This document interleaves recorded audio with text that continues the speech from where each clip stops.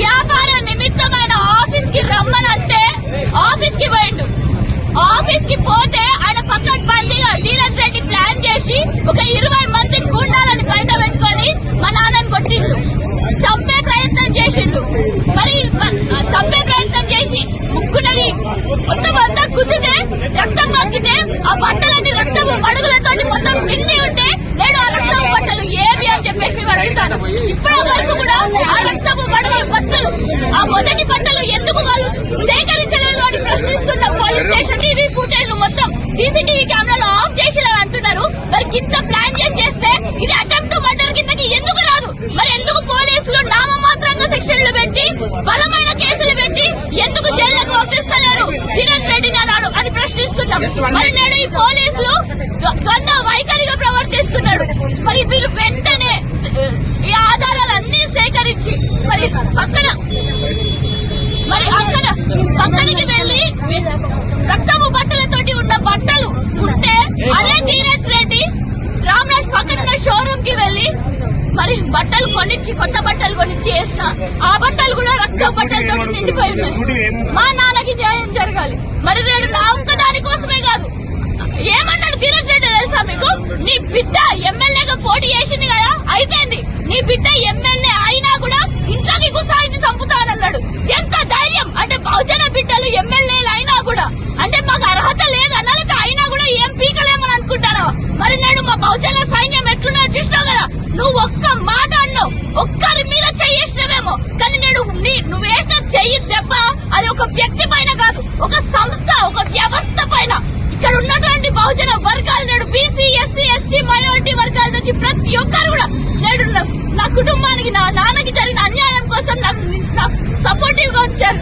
మరి మా నాన్న నీ లెక్క రౌడీజం చేసినోడు కాదు, ఎన్నో సేవా కార్యక్రమాలు చేసిండు. ఇది మొత్తం ఆయన పుస్తకం, ఆయన చేసిన సేవా కార్యక్రమాల పుస్తకం సొంత ఊర్లో. ఈ విధంగా చేసినటువంటి వ్యక్తి పైన నేడు ఈ గుండాగిరి చేసి మళ్ళా తిరిగి ఆయన పైన పోలీసులు కేసు పెట్టి మళ్ళా ఇది ఇంకొక కేసు లెక్క చేస్తున్నారు. మరి ఇదేమి న్యాయం? ఇదేమి న్యాయం అన్నాడు. అదే కదా నేను చెప్పేది. 20 మంది వాళ్ళు ఉన్నారు. మా అయ్య ఎంతమంది తోడిపోయాడు? 5గురు తోడిపోయాడు. అవును, ఇంత బలంగా ఉన్న మా నాన్నకి భూమి ఉన్నది, నాకు భూమి ఉన్నది, మా అమ్మకి భూమి ఉన్నది, మా ఇంట్లో ప్రతి ఒక్కరు ఎట్లా సంపాదించినాం? రూపాయి రిక్షా తొక్కుతున్నప్పటి నుంచి మా నాన్న 6 నెలలు కూడా ఒక్కొక్కసారి ఇంటికి వచ్చినోడు కాదు, అంత కష్టపడ్డాం. అమ్మాని ఎక్కడి నుంచి వచ్చిండి, ఏడిగిపోయిండు. మరి మా నాన్న రిక్షా నుంచి వచ్చి ఇంత పెద్ద సామ్రాజ్యాన్ని ఏర్పాటు చేస్తే మరి మాకు తప్పైందా? ఏమన్నా దందాలు చేసినామా? ఎవరినన్నా మర్డర్లు చేసినామా? కష్టపడి ఇంట్లో వాళ్ళందరం త్యాగం చేసినాం. ఎన్నో త్యాగాలతో ఉన్నది. ఇంత బలంగా ఉన్న మా నాన్న మీద చేయేస్తే, ఇంత బలంగా ఉన్న అసలు ఒక సమాజంలో ఇంత పలుకుబడి ఉన్న వ్యక్తి మీద ఇంత ఓపెన్ గా, నిర్లజ్జగా, నిస్సిగ్గుగా దౌర్జన్యం చేస్తే మరి సాధారణ ప్రజల పరిస్థితి ఏంటో మీరు ఆలోచించండి. నేడు మాకే న్యాయం జరగకపోతే ఇంకెవరికి న్యాయం దొరుకుతుందని చెప్పి నేను ప్రశ్నిస్తున్నాం.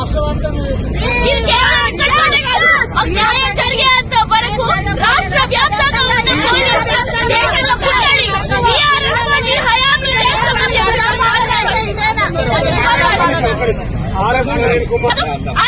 ఆయన పోలీస్ ఆఫీసర్, మా నాన్న బిజినెస్ మ్యాన్. ప్రూఫ్ ఏది? అసలు ఆయన పోలీస్ ఆఫీసర్ కాగా ముందుకే మా నాన్న బిజినెస్ స్టార్ట్ చేసిండు. బినామీ అని అంటారు. ఎవరు ఎంత ధైర్యం మీకు? దానికి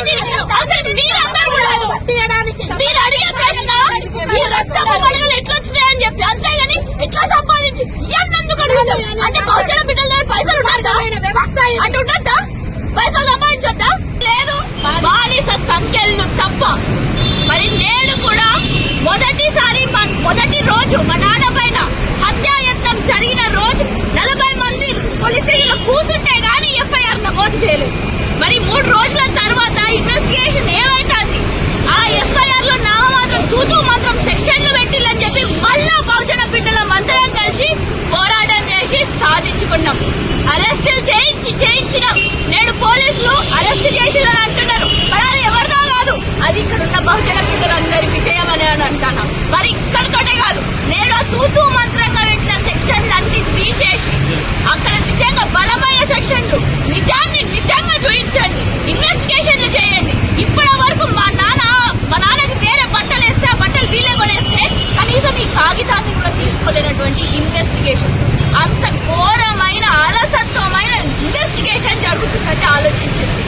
మరి పోలీసులు వెంటనే బలమైన ఇన్వెస్టిగేషన్ చేయాలి అని చెప్పేసి మేమందరం డిమాండ్ చేస్తున్నాం. మా నాన్నకి న్యాయం జరగాలని అంటే మేము రాజ్యాంగబద్ధంగానే పోరాటం చేస్తాం.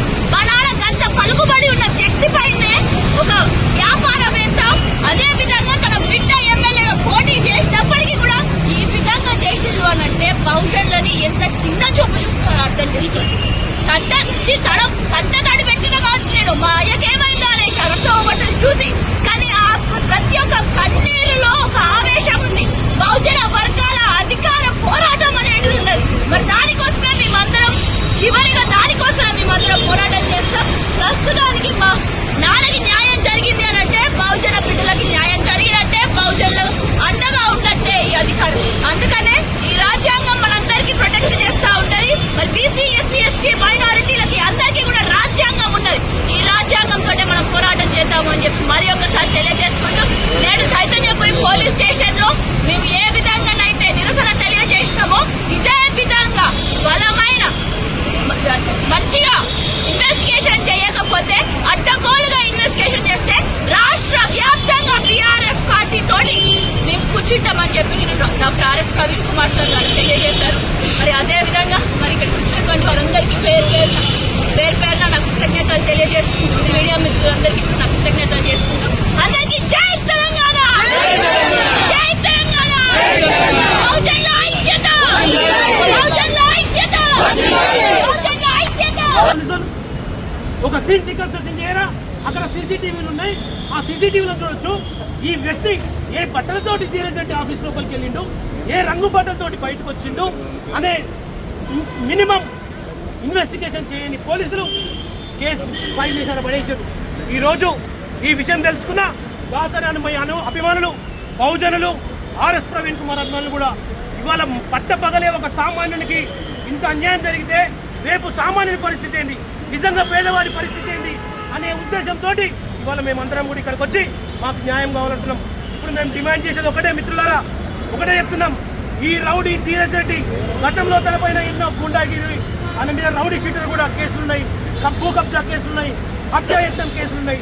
ఇలాంటి రౌడీలు ఈ నగరం నడిపట్టులు ఉండడం సామాన్య ప్రజలకు ప్రమాదకరం. అట్లాగే ఈ దాసరన్నమయ్య మీద దాడిని రీకన్స్ట్రక్షన్ చేయాలి, అటెంప్ట్ మర్డర్ కేసు 307 సెక్షన్ పెట్టాలి, అతన్ని వెంటనే చెర్లపల్లి జైలుకు పంపాలి. ఇలాంటి వాళ్ళకి భయం చెప్పకపోతే వాళ్ళ రక్తం అడుగులో పట్టిండు, రేపు మర్డర్లు కూడా చేశాడు. కాబట్టి మేము పోలీసులని మేము ఒకటే డిమాండ్ చేస్తున్నాం, ధీరజ్ రెడ్డిని అరెస్ట్ చేసిందని చెప్పి ఇప్పుడు అరెస్ట్ చేయడంతో పాటు 307 సెక్షన్ యాడ్ చేయాలి. వాళ్ళ ఇంట్లో రక్తపు బట్టల్ని, దాసరన్నమయ్య ఒరిజినల్ రక్త బట్టల్ని ఎక్కడ తీసుకురావాలి. ఆయన వెంట ఉన్న అనుచరులని 15 మందిని కూడా అరెస్ట్ చేయాలి, వాళ్ళందరి మీద కేసు బుక్ చేయాలి. అప్పుడే సామాన్యుడికి న్యాయం జరుగుతుందని చెప్పి తెలియజేస్తూ, ఇది కనుక జరగకపోతే రేపు కబడ్దార్ బండి సంజయ్ అయినా, కిషన్ రెడ్డి అయినా ఎవ్వరు వాళ్ళ అధికారాన్ని అడ్డం పెట్టుకొని ఈ కాంగ్రెస్ బీజేపీలు కలిసి కుట్ర చేసి ఆ దుర్మార్గుని రౌడీ చీటర్ని కాపాడదామని చూస్తే రాష్ట్ర వ్యాప్త ఉద్యమం బీజేపీ పార్టీ పైన వేస్తామని తెలియజేస్తున్నాం. జై తెలంగాణ, జై తెలంగాణ.